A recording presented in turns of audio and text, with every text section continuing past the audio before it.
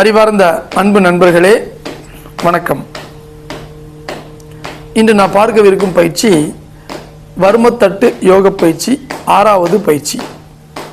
இந்த பயிற்சியை அனைத்து வயதினர்களும் செய்யலாம். குறைந்தபட்சமாக நாள் ஒன்றுக்கு 1 நிமிடங்கள் செய்தாலே போதுமானது.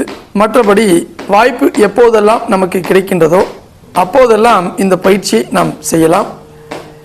இந்த பயிற்சியை நாம் அனுதினமும் செய்து வரும் பொழுது நமது கல்லீரல், மண்ணீரல், இந்த உறுப்புகள் அதன் வேலைகளை சிறப்பாக செய்வதற்கு பேரு உதவியாக இந்த பயிற்சி அமைகிறது.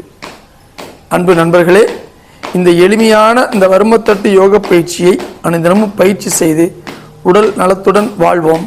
நன்றி, வணக்கம்.